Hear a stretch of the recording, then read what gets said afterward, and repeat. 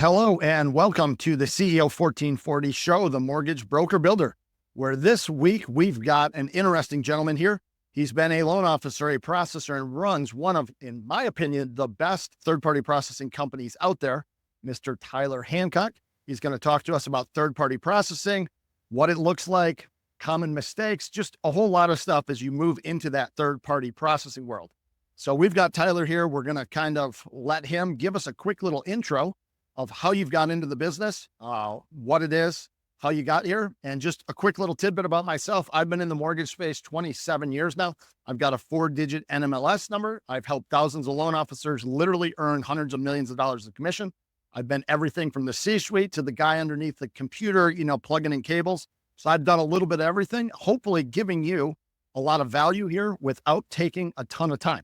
So that's my little quick plug. But Tyler, tell us a little bit, Tyler Hancock here. You are the founder, owner, all things Tyler, Hancock Processing. Give us just a quick little rundown about who you are, how you got to where you are today. Yeah, and I appreciate that very much. And yes, my name is Tyler Hancock. I own Hancock Processing. A little bit about me. I started off at Quicken Loans, as most of everybody does in the beginning of joining the mortgage industry. I was there for about a year, and then I went off, and I was a loan officer over there. Went off to Loan Depot, couple other places like, Loan Pal as well. So I was a loan officer kind of trying to find my way for about 5 years. And then I was lucky enough to join Handshake Home Loans over in Scottsdale, Arizona under Joey Raymond. And with his company, we were loan officers. I was the second employee there. So there's 2 owners and 2 employees. And we were loan officers who were looking into processing our own loans. And so they opened up in June. I joined them in October of 2018, and we did that for about 2 or 3 months after I was there. By the time we had about 5 loan officers, we were closing a few loans, but as loan officers trying to find time and learn how to process their own loans, one day I came into the office and I was honestly handing out candy canes left and right, trying to find leads to do loans with me. I would go door to door, just hand out my candy canes around Christmas time.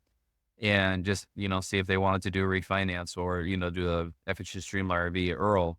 But anyway, Joey came up to me one day and offered of the processing role. And so I went into the processing role of it. And from there, honestly, just kind of had to teach myself. I would contact the title companies. Hey, what do I do? What do I order? I'd call out the underwriter and have questions on absolutely everything. I would contact the realtors. I would contact the account executives and honestly just start learning everything on the processing world from the ground up all on my own and getting my butt kicked the entire time, which was great, but I learned a lot. And my first month as a full-on processor, we closed 6 loans. And then the next month it was 7. And then from there it was 22 and 28 and then 30 and 35. And it grew all the way up from there. And my average after that, and now I remind you that it's Streamline and Earl season, rates were on the 2s and 3s, so it was very good interest rates at the time. Well, I was doing about 60 to 80 loans a month on average as a processor, and my most at one point in time was 117. We then, after a little bit, had a processing team there. I moved over to the closer role, and we did 196 loans in a month. And honestly, we just ran out of loans to close, So that's where I moved over to to the closing part. And then after that, I was promoted to COO of the company and did that for about a year. And then when the rates started to go up, I was actually processing for not only Handshake Home Loans, but a couple other mortgage companies at the same time. And of course, each of them signed an agreement that I can work at each of them. So everybody was, aware of everything. But what happened was when the rates went up and people started no longer refinancing and turning to a purchase, everything, the rates were up in the 7s and 8s. The owner of the company, Handshake, offered me to teach me how to open a processing company. So Joey taught me how to open up a processing company. And we started by bringing in processors that were already processors for other mortgage companies in the beginning. So I was the actual only internal processor. And we were bringing in processors from other mortgage companies, which was really good because those mortgage companies were saving money. They never needed to pay payroll any longer. And we paid their, team members for them. And that was what we started out with. And then once we got to about 4 or 5 people, I thought it was a good idea to start bringing in actual processors. And that's kind of what, you know, inflated Hancock Processing so quickly is we were bringing in not only processors that were already processors for mortgage companies, but processors who had gotten laid off when the interest rates went up and didn't really have a place to call home. So, yeah, we just started building and building. We reached our 2-year anniversary actually is today, the 20th of November for the actual first loan that got submitted to Hancock Processing. We did close one loan in September of 2020 when we first opened. And now we've closed over 4,000 loans as a company. We have over 800 different loan officers that we processed for. We have over 200 and I think 40 something mortgage brokers that we process for. We have a few different lenders and a credit union in there as well. So done very well. We have 28 states too. We hired a good handful of people in the last couple, maybe 30, 40 days because we knew, where the market's going and we're going to need more help. So we now have a total of about 82 Nice. processors. We have about 30 to 32 that are processors that came in from a mortgage company that already had them. So they don't pay the payroll anymore. There's a lot of really good perks for those processors coming over. They normally get paid more by us and they get paid weekly and obviously other great things about it. But now we have 82 processors. We have a full-on management staff of about 9 different managers. We have human resources. We have a director of operations. We have a processing manager. So we have a complete run through of the entire company now. So it's been going very good and I'm very happy where we are 2 years No, later. congrats on the success. I know that this month you're gunning to do 500 loans. Is that correct? 500 closings in. Yeah, we hit 495 last month. I told everybody it's going to be November. Everybody thought it was October, but we were so close. I was really hoping to be wrong, but it was 495 in October, but we should be hitting that 500 this month. Awesome. No, I mean, that's 2 years really. It's, to be able to scale this. And I see a lot of companies like you're making it through the hard part. It's easy to get started and get a license and do a couple of things. There's a long ways from, doing 20 closings a month to doing 500. And once those systems and stuff are in place, 1,000 is just a question of more bodies, more loans. It looks like. Is that kind of accurate? Like Yeah. you're pooping a group so far. You guys getting everything dialed in? Yeah. Honestly, every month we've gone up and increased, in all areas of the company. It hasn't been all sunshine and rainbows. There's been kicks and bruises and getting our butts kicked along the way, but every month we improve, we get better. And I always tell our team, it's one of our sayings as a company is do better. It's one of our, very big important items. Even on my, the sweater that I'm wearing, it says do better down the side. That's all we care about is just doing better every month, and it's all you got to do is just wake up the next morning and do better than you did. Yeah. And I know I have clients and companies that I know that have moved their full processing over to you, right? So they eliminated having the employees. They moved it over. The processors are indeed actually making more money. The broker owners love that fact and that they're no longer responsible for it.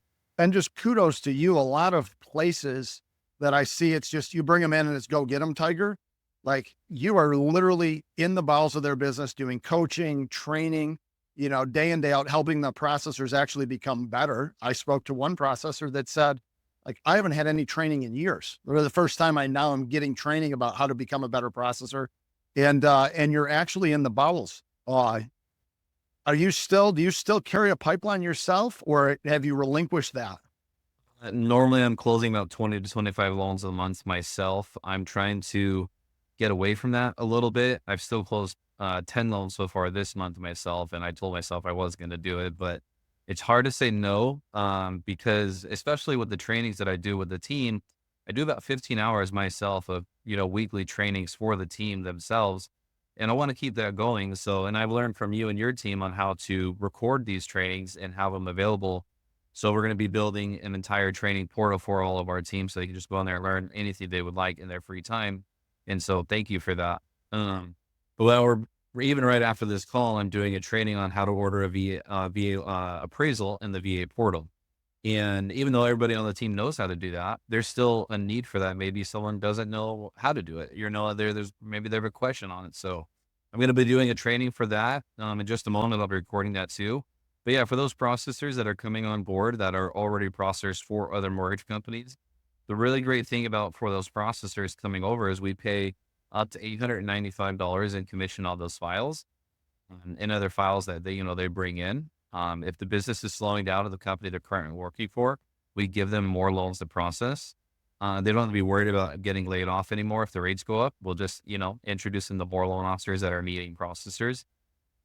And honestly, nothing about what they're doing changes. If they are working for that company today and they get hired by us today, what they do tomorrow is the exact same. There's only one difference is they'll put the loan into our system and it takes about 2 minutes. So we know who to pay when the loan closes. But aside from that, everything they're doing stays the exact same.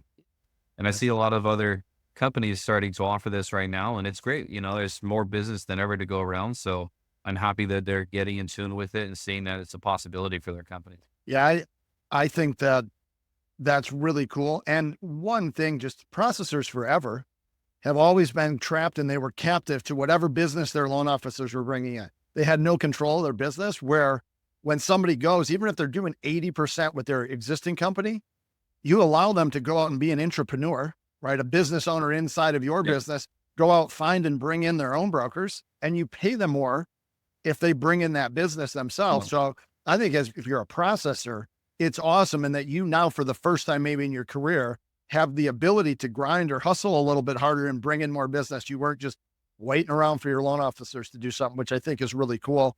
And something too, that I hear from broker owners that are going to, let you take over their processors. They're really concerned about a loss of control.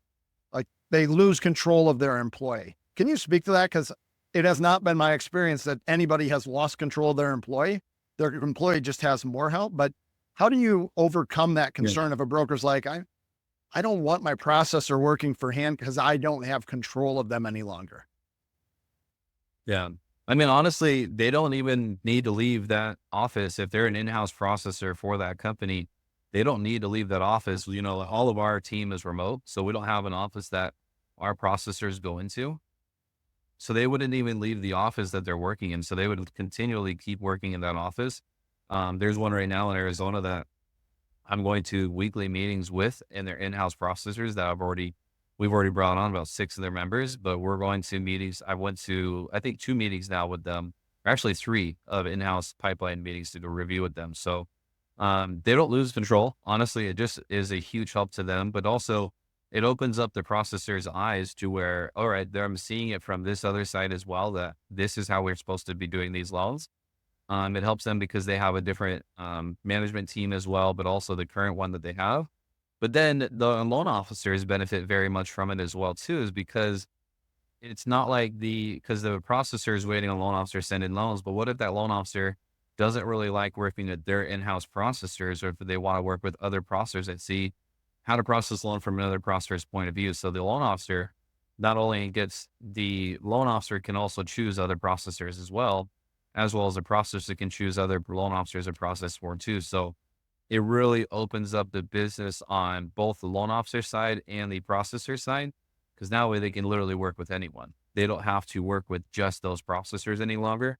So if that loan officer has a processor at a company they were at previously, and they're like, you know what, I worked with Tyler at my last company, he was really good, I want to bring him over to Hancock Processing, they just send their processor over to us and we hire them too. So it opens up the gates for not only processors like you mentioned, but also loan officers too, for everybody to have their own preference. So, but yeah, that control and management is not lost in any way. They literally keep doing what they've been doing every single day. We just provide more management and training to help them with whatever they need. Yeah, and I think someplace, and I recommend a lot of times when somebody comes to me that's like part of my coaching community, and they're like, hey, I'm doing my first loan with such and such investor, especially on, and I'm like, and they're like, it's been hell. I'm like, well, you have zero experience. If you were to send it to you guys, you've probably closed loans with, whoever it is, JMac, or, this third party company, or this TPO, that. So you get that experience there across teams and across, hundreds of processors that have already done that business. So I think that's something that's often overlooked. As a broker, the first time you close a loan with any company, if you're processing it yourself, you have to learn that company's policies, procedures, how it works, where you guys already know it. So you kind of get the lessons without the scars. And I think that's super invaluable just to anybody out there. First time you're using somebody, go through a third-party processing company, even if you don't use them on all of your files. Like, it will make that Yeah. easier on that one transaction. Hey, if you're here, it's because you understand that the world is changing at an alarming rate, and you understand that big data is going to dominate as we move forward. Either you're going to use it to grow your market share, or somebody's going to use it against you to grow theirs. If you want to dig a little bit deeper here, take a look at your own business, figure out and identify some key constraints, maybe some things that you could do a little bit differently to grow a little faster. Here's what I can tell you. After 27 years of doing this, helping well over 1,000 loan officers earn hundreds of millions of dollars in commissions, there are a couple of key constraints inside of your business. I don't know what they are right now. I just know that they exist. So if you're curious about this, let's get on a strategy call. Take 20, 30 minutes. You will walk away with one or two actionable items that you can do to do more business as you move forward. There'll be a link someplace here on the page. I look forward to personally meeting you. What would you say? So you talk with, and I know you handle kind of all of your onboarding of new brokers, those kind of things. What's the kind of the three biggest misconceptions, or some misconceptions that a lot of people have about third-party processing, that once they get going with it or talk to you, it kind of just fades away, but coming in, they have they're kind of like their hands up as to, no, this won't work because of. I would say that three misconceptions are, believe it or not, the first one, do we have to pay? It is paid by the client through closing. So just like an appraisal gets paid through closing. So it actually goes in section B on the CD at closing. So it doesn't count against high cost or QM or anything like that, or non-QM. So that's one of the biggest things, is how much do I as a loan officer have to pay you? You don't have to pay us anything. It is client paid on the CD. The next one would be I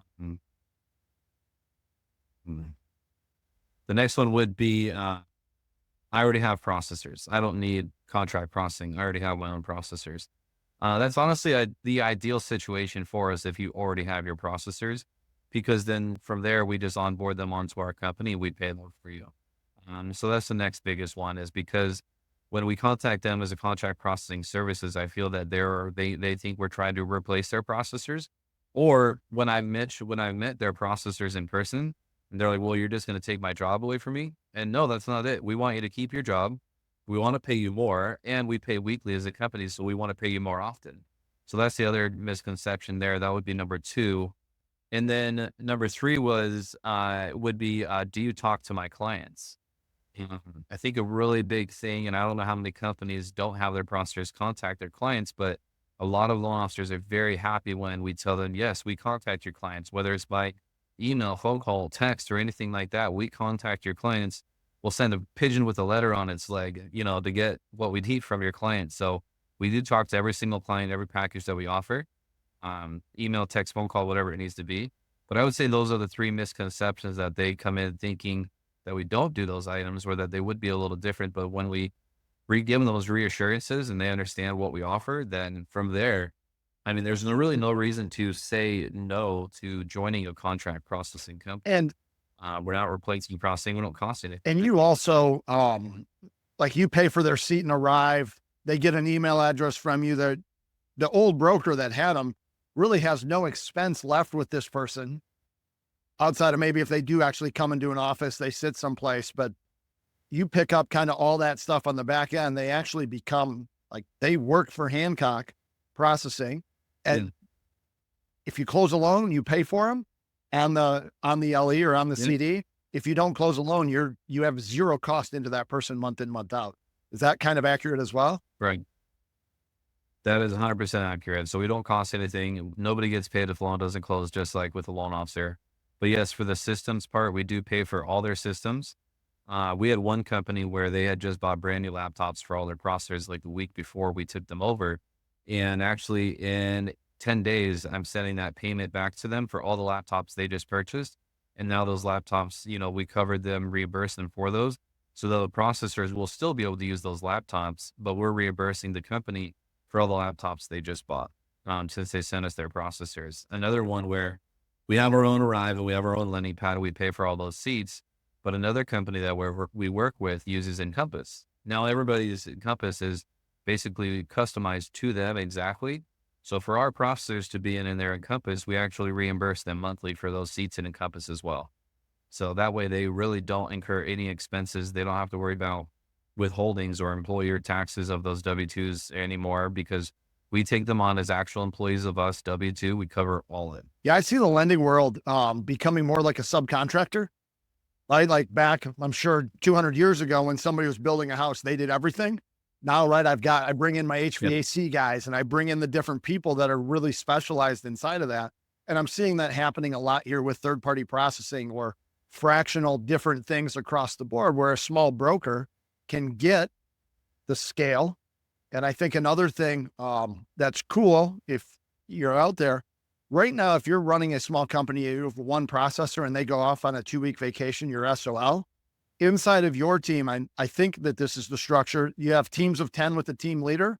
And if somebody goes on vacation or is out, the team leader just comes in and picks up the files, keeps things moving seamlessly. Is that how it works? Is that an accurate depiction on my part? Yeah. Yeah, that's exactly how it works. So every team of 10 to 12 people have a team lead, and that team lead is their out of office when anybody on the team goes out of office, and all their emails get forwarded to that team lead. So the team lead's still handling their loans for them while they're done. Which is huge, right? I mean, too many brokers end up spending a lot of time processing files because somebody's on vacation or they get married or who knows what happens. So wildness there. Yeah. I'm looking at some things here. You guys are in 28 states and like you mentioned it before that you've broke a lot of records, which I think is great. And I see it in our conversations and you love processing files. Like I'm sure there's internal battles to try and get you out of the bowels of the business as far as doing it day in, day out. A lot of people, try to go and they start a company because they no longer want to be in there doing that. And all that I know of you, you're actually a doer. Like you like doing that, probably more so than the other things. Like you enjoy processing files and are very good at it. And if you closed 117, then like that's just right. It's just cool. There any mistakes or things that, are there any people that maybe shouldn't use third-party processing? I mean, it's actually a really good question. I mean, we even have lenders who are not brokers, they're actual lenders that, well, we already don't pay for processing because we put the fee in Section A. And we just tell them, great, you can, still send your processors over, manage and train them. So we have a few lenders sign up with us that find a huge benefit in sending their processors over still. So I used to say lenders to that, whenever something like that came up, but I'm trying to, and that's why I'm looking side to side, because I'm honestly trying to think of who wouldn't be able to use a contract processor. And, opening up an own mortgage company, you contract out a lot of stuff. You contract out your licensing compliance. If you bring in employees, you're contracting out your payroll and accounting.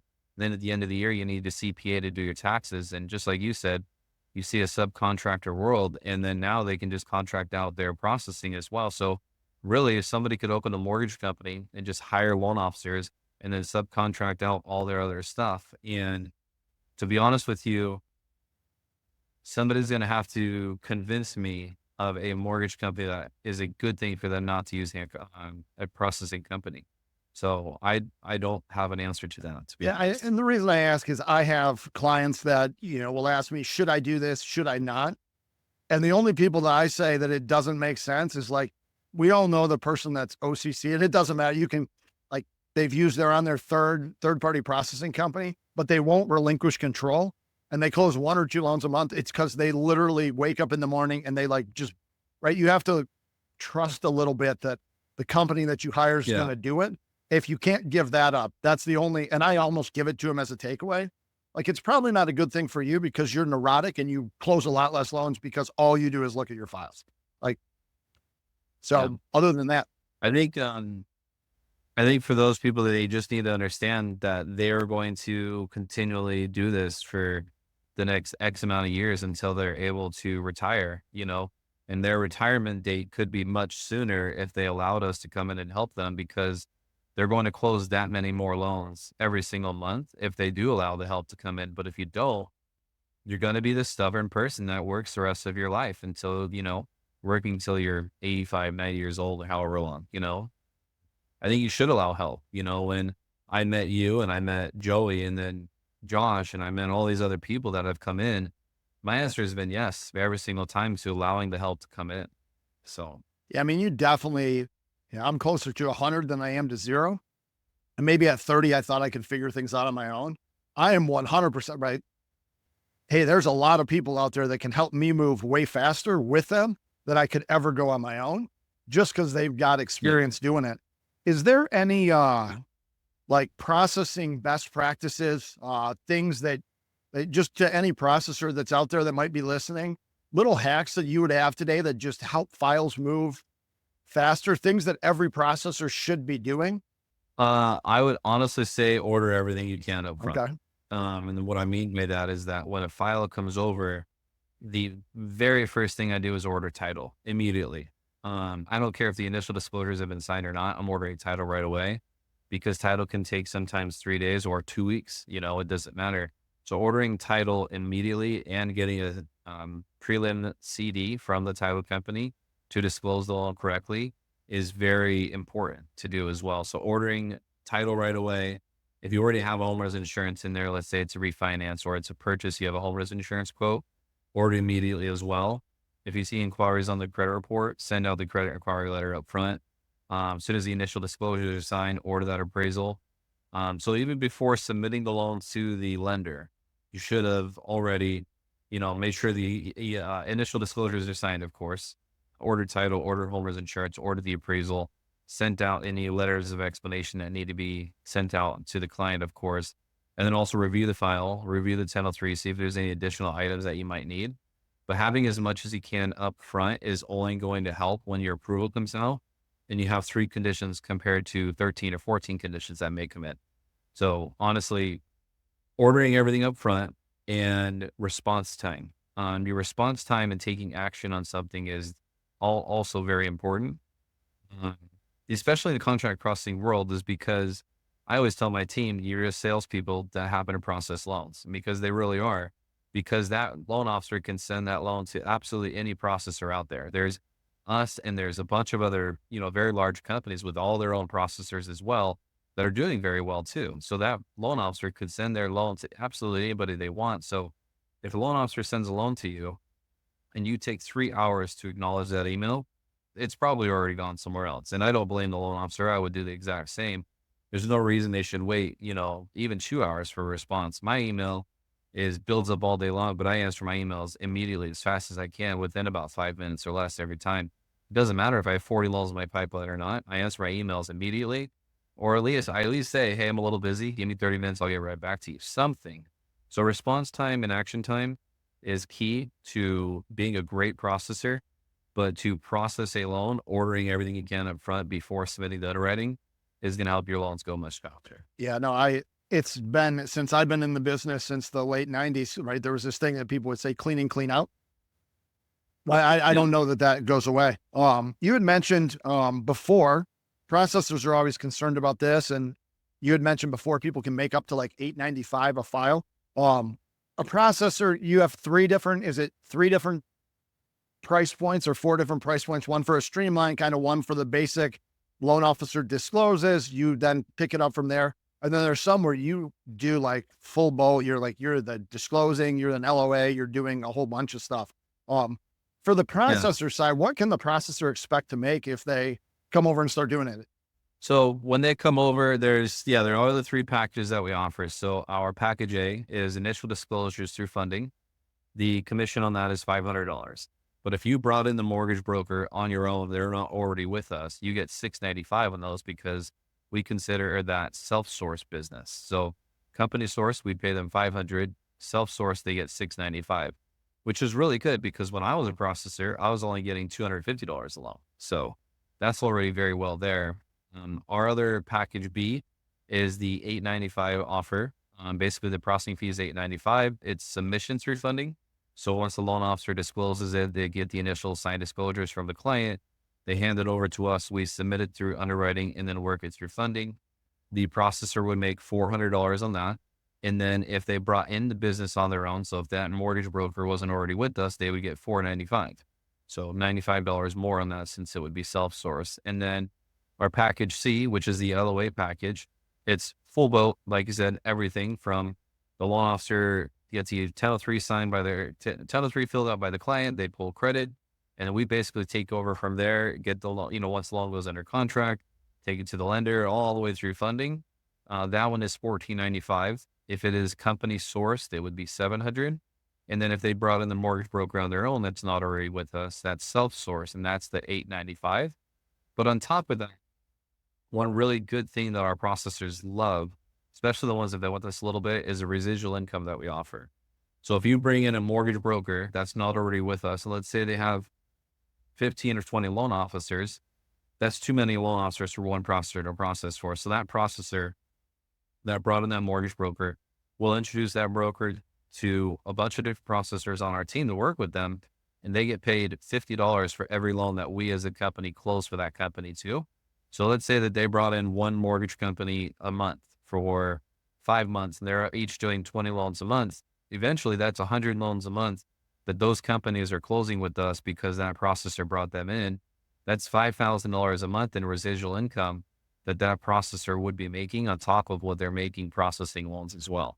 So that's a very big thing, and a lot of people on our team love doing that.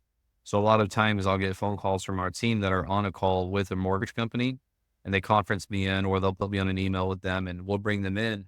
But since they referred that business in and they're already working with us as a W-2 employee, then we pay them $50 per loan for every closed loan that comes in with. So if I'm a processor sitting out there, let's say that's been doing it for 15 years, and I've worked with all these people, they love me, they now own dozens of brokerages.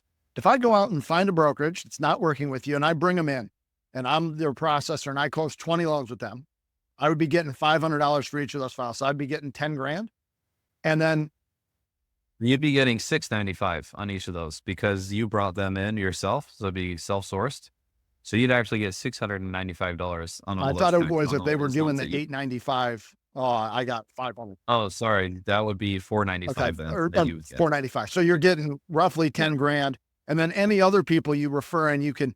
So it's not unreasonable to think that a processor, even in today's market, if they have a good network, could be making, 15 to 20 grand processing files and bringing in people and just, kind of just being a good employee for Hancock Processing. Like that's a realistic thing that happens all the time. Maybe not all the time, but there are processors out there doing it pretty consistently.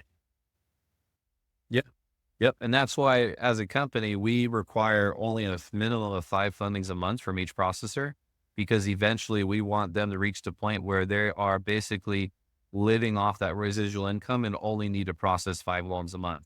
I could process 5 loans a month, by working 30 minutes a day.